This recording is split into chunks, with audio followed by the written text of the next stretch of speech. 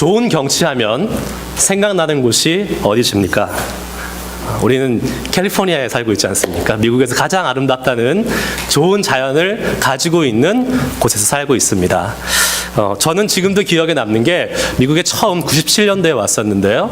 그때 부모님을 모시고 여기 가까운 몬트레이에 있는 그 17 마일스, 그 전날 이렇게 비가 쫙 왔고요. 너무나 상쾌한 그 아침 그 기운을 맞고 드라이브를 하는데요. 와, 낙원이 따로 없구나. 그곳에 너무 그 경치가 멋있는 거예요. 뭐 그뿐이겠습니까? 여기서 우리가 뭐 한 서너 시간 차 타고 가면 요세미티, 정말 장관이죠. 뭐 레이크 타호, 모든 곳이 너무나 아름다운 경치를 가지고 있는 곳입니다. 여러분, 경치가 좋은 곳에 특징이 있습니다. 무엇인지 아십니까? 사람들이 몰려옵니다. 그거 보겠다고. 좋은 경치 보고 싶어서 그곳에 와서 감상하고 감탄합니다.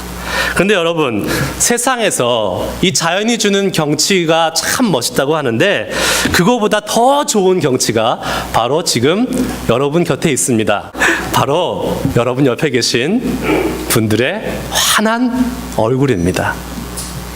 자, 우리 옆에 계신 분들께 이렇게 축복했으면 좋겠습니다. 경치가 좋으십니다. 경치가 좋으십니다. 네. 잘 하셔야 돼요. 화난 얼굴이 아니라 환한 얼굴. 네, 환한 얼굴로 여러분들의 경치가 좋은 모습을 계속해서 보여주시길 바랍니다. 여러분, 우리가 하나님의 형상을 따라서 지음받은 사람들이기 때문에 우리의 모든 이 모습을 통해서 좋은 경치가 드러날 수 있을 줄 믿습니다. 경치가 좋은 곳에 아까 한 가지 특징이 있다 그랬어요. 사람들이 모인다 그랬습니다. 사람들이 몰려든다 그랬어요. 우리 교회가 여러분들의 환한 얼굴을 계속 유지하고 또 우리 교회에 방문한 사람들에게 그러한 얼굴로 대하고 또 영접한다면 우리 교회가 경치 좋은 교회로 소문이 나서 더 많은 사람들이 찾아오고 싶고 또 같이 함께 신앙생활하고 싶은 교회가 될 줄 믿습니다. 그런 교회가 되기를 축복합니다. 아멘. 어느 미국 교회에서 있었던 일이라고 합니다. 어떤 할머니 한 분이 교회를 처음 오셨어요. 그래서 이제 자리를 앉으려고 두리번 하고 있으니까 안내 보시는 한 형제님이 할머님 처음 오셨습니까? 제가 안내를 해드리겠습니다 하고 모시고 가는데 이 할머니가 저는 맨 앞자리에 앉아서 목사님 말씀에 은혜를 받고 싶습니다. 이렇게 이야기를 했답니다. 그러자 그 안내하시는 그분이 할머님, 제가 솔직하게 말씀드리는데 우리 교회 목사님 설교는 좀 지루해요. 그래서 심지어 우리 교회 성도들도 다 많이 잡니다. 제가 부탁드리는데 가능하면 뒷자리에 앉으셔서 그냥 안전하게 예배 드리시다 가는 게 좋겠습니다. 이렇게 얘기를 했다고 합니다. 그러니까 그 할머니가 그분께 이보시 형제님, 혹시 제가 누군지 아십니까? 그랬더니 아니요, 저는 잘 모르는데요. 그랬더니 할머니가 제가 바로 이 교회 목사 M입니다. 이렇게 얘기를 했대요. 이 분이 너무 당황을 한 거예요. 이거 어쩌나, 큰일 났다. 그래가지고 잠시 머뭇거리다가 할머니, 혹시 할머니는 제가 누군지 아십니까? 그러니까 할머니가 아니죠, 저도 모르죠. 그러니까 이 사람이 하나님 감사합니다, 이분이 저를 모른다고 합니다 하고 냅다 어디로 도망갔다는 그러한 웃지 못할 이야기가 있습니다. 여러분, 이게 우스갯소리로 들리는 이야기일 수도 있지만 한 사람이 그 교회의 이미지를 결정할 수 있다는 사실을 우리에게 보여주고 있습니다. 우리 교회의 이미지, 어떤 공동체의 이미지를 한 사람이 좌지우지할 수 있다는 사실이죠. 사실 우리가 요즘 우리 기독교가 위기라는 사실 모두 다 인정할 것입니다. 특별히 한국에 있는 한국 기독교는 지금 최대의 위기인 것 같습니다. 제가 지난 한 2년 동안 한국을 방문해 봤더니 모든 지인들, 대부분 뭐 아는 분들이 목사님들이나 교회에 다니시는 분들인데 전도하기가 너무 어렵다고 합니다. 종교로서의 기독교는 더 이상 아무런 매력이 없다라는 거예요. 과거에는 어땠습니까? 기독교인이 많지 않았어도 예수 믿지 않는 사람들이 목회자를 보면 그래도 존경했습니다. 예수쟁이라고 비록 비아냥거렸을지는 몰라도 예수 믿는 사람들을 그래도 마흔 한편으로 인정했습니다. 아, 저 사람들은 바르게 살려고 하는 사람들이다. 정직하게 살려고 하는 사람들이다. 근데 지금은 어떻게 됐습니까? 우리 기독교는 말에 담기도 어려울 정도로 개독교라는 말 참 너무나 부끄럽고 수치스럽습니다. 목사는 먹사. 참 이런 시대에 우리가 살고 있습니다.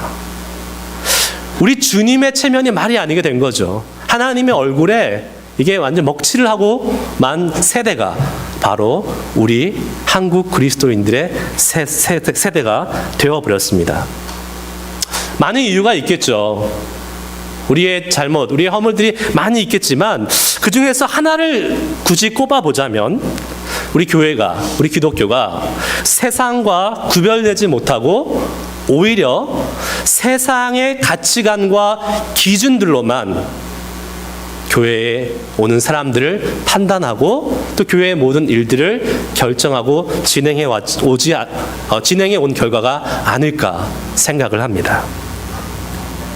교회가 더 이상 거룩한 하나님의 기준, 세상과 구별되는 그 무엇이 아닌 세상 사람들 똑같이 생각하고 돈에 의해서, 물질에 의해서, 더 많은 숫자에 의해서 결정되고 판단되는 그런 곳이라는 인식이 들기 시작하면서부터 교회는 세상과 다를 곳이 없는 하나의 그런 공공기관이 되어버린 것이 아닌가라는 안타까운 마음을 금할 수 없습니다. 거기에는 특별히 저를 포함한 목회자들의 책임이 가장 클 것입니다. 저희 아버님께서 한국에서 목회를 하십니다. 어려서부터 많은 목사님들을 만났습니다. 목사님들이 만나서 이제 이야기를 하면 교회 얘기를 주로 하시지 않겠습니까? 그러면 제일 많이 하시는 말씀이 뭔지 아세요? 처음에? 요새 몇 명이나 모여? 그리고 재정은 괜찮아? 1년 예산은 얼마나 돼? 교회 교인이 많고 재정이 많고 많고 많으면 좋은 교회다, 괜찮은 교회다 라는 이런 철저한 어떤 물질 만능주의, materialism, 이것이 우리 기독교인들, 목회자들 속에 가득 차 있지 않았나라는 반성을 해보게 됩니다. 이것이 오직 목회자들의 문제겠습니까? 같이 함께 신앙생활하는 우리 모든 그리스도인들, 특별히 한국 그리스도인들의 기도의 모습을 살펴보면 안타깝지만 대부분 하나님으로부터 더 많은 것을 받기 위해서 간구하는 기도들이 대부분입니다. 더 많은 축복, 더 좋은 건강, 더 높은 지위, 그리고 그것이 축복의 기준, 그것이 하나님으로부터 오는 복의 기준이 되어버렸습니다. 교회가 세상과 구별되지 않은 거룩한 거룩한 교회, 말씀의 기준, 하나님의 기준을 잊어버리고 세상과 똑같은 기준을 가지고 살 때 교회는 더 이상 매력이 없습니다. 기독교는 더 이상 매력이 없는 종교로 전락하고 맙니다. 그리고 그 결과 우리에게 오는 여러 가지 부작용 중에 하나가 바로 소수자들, 사회에서 인정받지 못하고 사회에서 대접받지 못하는 사람들이 교회에서도 소외되고 무시받고 업신여기는 일들이 벌어질 수 있다는 사실입니다. 세상에 그러한 물질 만능주의의 기준이 교회에 팽배하게 될 때 그런 일들을 우리는 피할 수 없게 될 수 있다는 사실입니다. 소외되고 무시받는 사람들은 대부분 어떤 사람들입니까? 교회에 올 때 딱 양복 차려입고요. 나는 어디서 뭘 배웠고, 나는 무슨 회사를 운영하고, 이렇게 소개하는 사람들 와서 교회에서 무시받는 경우 거의 못 봤습니다. 인정받아요. 대단한 사람들이 온 것처럼 막 소개도 합니다. 저분은 어디에서 뭘 하시던 분이라고. 그런데요, 돈 없고, 좀 못 배웠고, 사회에서 지위가 없었던 어떤 명예나 지위가 없는 사람들이 오면 교회에서 특별히 관심을 잘 안 갖는 것 같아요. 오늘 성경은, 오늘 본문 말씀은 이런 자를 통틀어서 무엇라고 말하냐면 작은 자라고 일컫고 있습니다. 작은 자. 10절 상반절 말씀을 보면 삼가 이 작은 자 중에 하나라도 업신여기지 말라. 하나도 업신여기지 말라. 우리가 주목해야 될 두 단어가 있는데요. 작은이라는 단어와 하나라는 단어입니다. 이 단어는, 이 개념들은 이 세상의 기준, 물질 만능주의의 이 세상의 기준에서는 결코 중요하게 생각될 수 없는 하찮은 개념들입니다. 하지만 아무리 보잘것없는 작은 자 하나라 할지라도 결코 업신여기지 말라라고 말씀하신 주님의 말씀은 오늘 우리 가슴 속에 다시 한번 우리의 모습들을 돌아보게끔 경종을 울리고 있습니다. 이렇게 작은 자 하나라도 소중히 여기길 원하시는 예수님의 마음, 그 마음은 오늘 본문 말씀이 전체적으로 포함되어 있는 18장의 전체에 걸쳐서 잘 나타나 있습니다. 오늘 본문 말씀 앞절에 보시면요, 5절부터 6절에는 또 이렇게 기록되어 있습니다. 또 누구든지 내 이름으로 이런 어린아이 하나를 영접하면 곧 나를 영접함이니 누구든지 나를 믿는 이 소자 중 하나를 실족케 하면 차라리 연자 맷돌을 목에 달리우고 깊은 바다에 빠뜨리우는 것이 나으니라. 어린아이, 당시에는 사람으로 이렇게 잘 대접받지 못하는, 유대 당시 고대 근동에서 여자와 어린아이들 카운트에 이렇게 숫자를 셀 때 들지도 않는 그러한 존재였지 않습니까? 그럼 어린아이 하나라 할지라도 소중히 여기고 업신여기지 말라라고 주님이 말씀하고 계십니다. 18장 전체에 걸쳐서, 오늘 본문에 포함된 말씀 전체에 걸쳐서 주님께서는 연속해서 작은 자 하나의 소중함을 말씀하고 계십니다. 그럼 왜 우리는 작은 자 한 사람이라도 소중히 여겨야 할까요?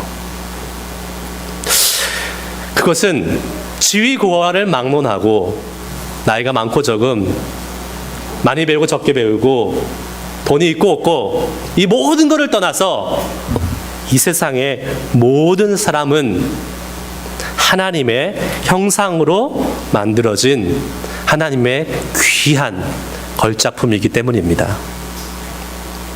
여러분, 아까 우리가 경치가 좋습니다라고 서로 고백했습니다. 왜 그렇습니까? 하나님의 형상을 우리가 가지고 있기 때문이 아닙니까? 그렇기 때문에 우리 모두가 하나님의 거룩한 걸작품, 하나님의 형상을 가진 사람들입니다. 그렇기 때문에 그 한 사람 한 사람이 얼마나 귀하고 소중한 가치를 가진 사람인 줄 모릅니다. 여러분, 우리가 잘 아는 하나님의 창조의 사역을 다시 한번 살펴보기 원합니다. 다른 모든 창조물, 피조물들 주님이 말씀으로 창조했습니다. 근데 우리 인간은 하나님께서 흙으로 빚으시고 생기를 부어 넣으시고 그리고 그곳에 하나님의 형상을 따라 지으셨다라고 창세기는 우리에게 말씀해 주고 있습니다. 뭔가 좀 다릅니다.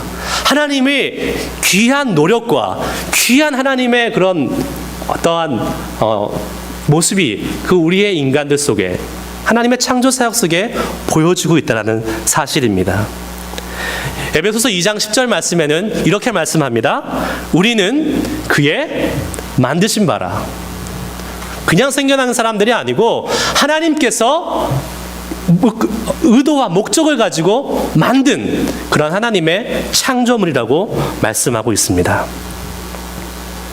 우리 인간이 하나님의 형상을 따라 닮았다는 것, 하나님의 형상을 따라 지음받았다는 것은, 그것은 우리가 하나님의 존귀한 자들로 살아갈 수 있는 그러한 것을 주님으로부터 부여받았다는 것을 말씀해주고 있습니다. 저는 아직도 처음 아빠가 되었던 순간을 잊지 못하고 있습니다. 미국은 다행히도 이 가족들이 출산하는 그 분만실 안으로 다 들어가지 않습니까?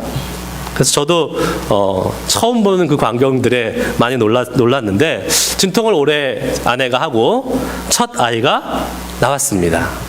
그 탯줄을 이렇게 탁 자르잖아요. 여러분 처음 아이가 나오면 아이가 눈을 뜨고 있을까요? 감고 있을까요? 감고 있습니다.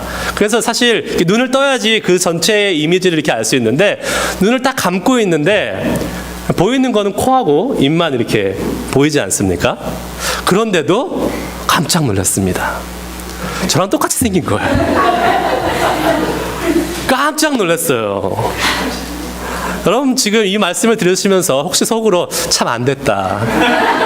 엄마를 닮았어야 되는데 아빠를 닮아서 이거 웬 고생이냐 이렇게 생각하실 분도 있을 수 있겠지만 제게는 저를 닮아서 태어났던 그 아이가 너무 신기했고 너무 귀하게 여겨지는 거예요. 그리고 한 며칠 뒤인가요? 한 2, 3일 뒤에 눈을 이렇게 딱 떴어요. 그랬는데 너무나 감사한 일은 눈은 엄마를 닮았더라. 그래서 완벽히 업그레이드가 돼서 새로운 제품이 이렇게 출시가 된 거예요. 아멘 하신 분들이 없네요. 네. 너무나 귀하고 놀라운 장면이었습니다, 저에게는. 그리고 여러분들도 대부분 그런 것들을 경험하셨을 거예요. 자기 자식 귀합니다. 우리가 낳았고 또 우리의 모습들이 은연중에 그 자식들에게 보이기 때문에 나의 분신과도 같은 그러한 모습이 느껴지기 때문에 우리는 귀하게 여길 수밖에 없어요. 내 자식보다 남의 자식을 사랑한다는 사람 이 세상에서 만나본 적이 없습니다. 여러분 고슴도치도 제 자식은 사랑하고 우리 사람도 우리 자식을 이렇게 사랑하는데 하나님도 하나님의 형상을 따라서 만드신 창조한 그 하나님의 자식과 같은 사람들을 얼마나 사랑하시겠냐는 말씀입니다. 우리가 어떻게 감히 하나님의 형상을 따라 지음받은 그 하나님의 자식과 같은 사람들을 업신여기고 무시할 수 있단 말입니까? 하나님은 이 땅에 한 사람 한 사람을 특별하게 지으셨습니다. 이 땅에 인구가 50억, 60억 있다고 하는데 단 한 사람도 똑같은 사람이 없습니다. 모두 다 비슷하게 생긴 사람도 있겠지만 모두 다 조금씩 다르게 그 사람만의 특징을 가지고 태어났고 살고 있습니다. 무엇을 의미합니까? 그 사람만을 향한 하나님의 특별한 계획과 의도 또 목적이 있다는 사실입니다. 심지어 아무리 악한 사람이라 할지라도 하나님은 그 사람이 지은 죄는 미워하시지만 그 사람의 영혼에 대해서는 돌아오시기를 안타까운 심정으로 기다리시는 분이 바로 우리 주님이십니다. 오늘 본문 말씀 다음에는 여러분 어떤 말씀이 나오는지 아십니까? 죄를 지은 사람들에게 교회에서 교인들이 어떻게 해야 될지에 대해서 나오고 있습니다. 죄 지은 사람들을 가서 징계하고 처리해라 이런 말씀이 나오지 않습니다. 처음에 죄를 지으면 이렇게 얘기합니다. 개인적으로 가서 권면해라. 징계하고 혼내라고 하지 않습니다. 지적하라고 하지 않습니다. 권면해라. 그리고 다음에도 안 되면 2-3명이 가서 권면하라. 그래도 안 되면 교회의 이름으로 권면해라. 여러분 죄 지은 사람 왜 가서 단칼에 그 죄를 지적하고 징계하지 않습니까? 왜 그렇게 하라고 말씀하지 않을까요? 하나님의 마음이 그 죄 지은 악한 사람이라 할지라도 돌아오기를 원하시기 때문입니다. 살리시기를 원하시기 때문입니다. 어떻게 해서든지 그 사람을 돌이켜 보시겠다라는 하나님의 마음이 그곳에 잘 드러나 있습니다. 저와 여러분이 그런 하나님의 마음을 가진 사람들이 될 수 있기를 축복합니다. 그런데 우리는 간사한 사람이에요. 우리의 마음이 막 너무나 갈대같이 바뀌고 연약하기 때문에 상처도 받고 하기 때문에 대접해주고 존귀히 여겨주고 그러고 싶어도 잘 되지 않습니다. 오히려 더 많은 시간을 우리는 미워하는데, 또 질투하는데, 시기하는데, 그리고 더 나아가서는 무시하고 멸시하는 데까지 우리의 마음이 쏟아질 때가 많이 있습니다. 혹 그런 마음들이 우리에게 생겨날 때에 우리 안에 기억해야 될 한 가지 사실, 우리에게 유익이 될 한 가지 사실이 있습니다. 다른 건 다 몰라도 되는데요, 이 사실만은 꼭 기억하시길 바랍니다. 우리가 미워하고 우리가 질투하고 시기하고 멸시하는 그 사람을 위해서도 우리 주님께서 십자가에 죽으셨다는 사실입니다. 여러분, 우리는 나를 위해서 십자가에 죽으신 그 주님의 그 은혜와 그 희생에 대해서 감격하고 감사합니다. 그런데 나를 위해서, 나를 구원하시기 위해서 죽음의 고통을 감당하신 그 주님의 죽으심이, 그 십자가가 나뿐만이 아니라 내 옆에 있는 사람, 심지어 나와 껄끄러운 관계에 있는 사람, 아니 나를 미워하고 나를 보면 늘 구박하는 그 사람에게도까지 그 십자가가 영향력이 있다는 사실. 주님이 죽기까지 그 사람을 사랑하셨는데 그 죽음이 헛되게 되지 않게 하기 위해서라도 우리는 우리의 마음을 다스려서 이 주님의 마음으로 사람들을 대하고 그 사람들을 인정하고 존귀히 여길 수 있는 삶의 태도가 우리 가운데 있어야 될 줄 믿습니다. 한 사람을 소중히 여기는 모습은 우리가 어떻게 실천할 수 있을까? 다양한 모습으로 실천될 수 있겠지만 한번 교회 안에서 한번 적용해 보도록 하겠습니다. 우리가 교회 안에서 특별히 한 사람을 실천할 수 있는 방법이 작은 한 사람을 소중히 여길 수 있는, 그리고 존귀하게 여길 수 있는 그런 실천적인 방법이 있습니다. 특별히 우리 교회에 방문하는 새로운 사람들, 하나님이 보내주신 그 사람들을 대하는 모습을 통해서 우리는 한 사람을 소중히 여기시는 하나님의 그 마음을 우리의 모습으로 나타낼 수 있습니다. 교회 처음 방문하면 여러분 처음 드는 생각이 어색해. 어떻게 해야지? 가시방석에 앉은 것처럼 좀 그렇습니다. 그럴 때 우리 교회는 아직 그렇게 많은 숫자가 아니지 않습니까? 너나 할 거 없이 많은 사람들이 예의주시하고 있는 거예요. 그런 사람들이 오면 뭔가 이렇게 어색해하고 뭔가 좀 필요한 것 같다 싶을 때 누구가 말을 하지 않아도 먼저 달려가서 그 사람들의 필요를 채워줄 수 있는 것.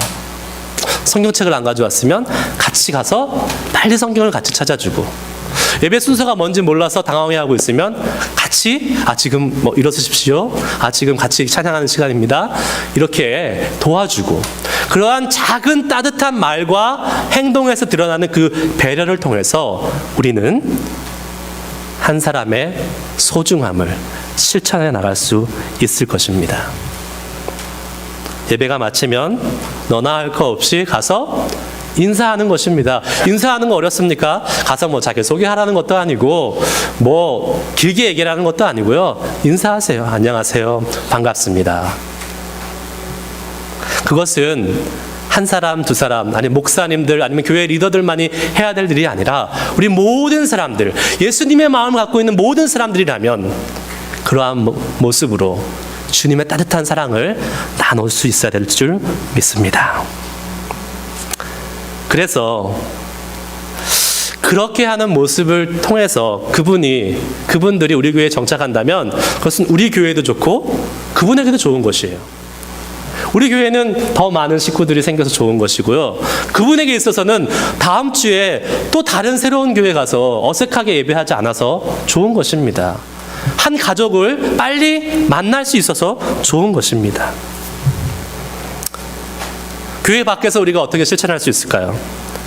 교회 밖에서 한 사람 한 사람을 소중히 여기는, 존중히 여기는 것을 어떻게 실천할 수 있을까요? 잘 생각해 보십시오. 우리가 은연중에, 부지 중에, 우리가 무의식 중에 무시하고 있는 사람들이 있습니다. 한국 사람들의 생각 속에는 은연중에 인종적인 차별이 있습니다. 흑인들, 멕시칸들, 우리보다 못하다고 생각하고 함부로 말해서 함부로 나올 때가 있어요. 사실 우리가 멕시칸이라는 말을 쓰면 안 됩니다. 히스패닉이라는 말이 맞는 말입니다. 멕시칸이란 말은 그런 남미, 멕시코 쪽에서 온 사람들을 좀 낮춰서 부르는 말이에요. 히스패닉이라는 말을 사용하는 게 원래 맞습니다. 제가 아는 분은 이런 분이 있어요. 그분은 식당에 가면 웨이트리스 이렇게 하시는 분들이 있어요. 보통 허드렛 일이고 힘든 일입니다. 뭐 사회적으로 좋은 직업 아니죠. 그런데 제가 아는 분은 가서 그 웨이트리스를 위해서 식사 기도를 할 때 기도를 합니다. 좀 어색하죠? 모르는 사람인데 서빙해서 딱 밥을 가지고 오면 뭐 보통 자매님 혹시 교회 다니십니까? 아니 뭐 교회 안 다니십니까? 그래도 혹시 뭐 요새 마음속에 기도하고 싶은 것 저에게 부탁하시면 제가 오늘 식사를 위해서 기도할 때 같이 기도하도록 하겠습니다. 그리고 기도합니다. 소리내서 기도합니다. 그러면 그분이 뭐 좋아하시는 분도 있고 싫어하시는 분도 있겠죠. 그런데 중요한 사실은 그렇게 자신을 배려하고 생각해주는 사람의 호의로 인해서 교회에 나오기 시작한 사람들이 있다는 사실입니다. 신기하죠? 재밌습니다. 작은 거지만 우리의 삶 속에서 실천할 수 있는 방법은 무수히 많이 있습니다. 골로새서 3장 23절에 무슨 일을 하든지 마음을 다하여 주께 하듯 하고 사람에게 하듯 하지 말라라고 말씀하고 있습니다. 이것은 당시 종들에게 주었던 권면이지만 우리 모든 그리스도인들이 어떻게 삶을 살아야 될지, 어떻게 사람들을 상대하고 대해야 될지 잘 알려주고 우리에게 보여주는 말씀이 아닐 수 없습니다. 우리의 그런 모습을 통해서 작은 사람이지만 소중히 여기고 그 사람들을 존중히 여기는 모습을 통해서 세상 사람들은 우리 그리스도인들을 다시 보게 될 것입니다. 그리고 우리를 통해서 우리 주님에 대해 궁금해할 것입니다. 그리고 그 주님을 알고 싶어서 교회로 발걸음을 옮길 것입니다. 저와 여러분 모두가 작은 한 사람이라도 포기하지 않고 소중히 여길 수 있는 그러한 주님의 마음을 본받아서 진실된 사랑의 섬김으로 아무리 작은 사람이라 할지라도 그 사람을 잃어버리지 않고 살릴 수 있는데, 되찾고 주님의 자녀로 다시 회복시킬 수 있는데 작게나마라도 사용될 수 있기를 축복합니다.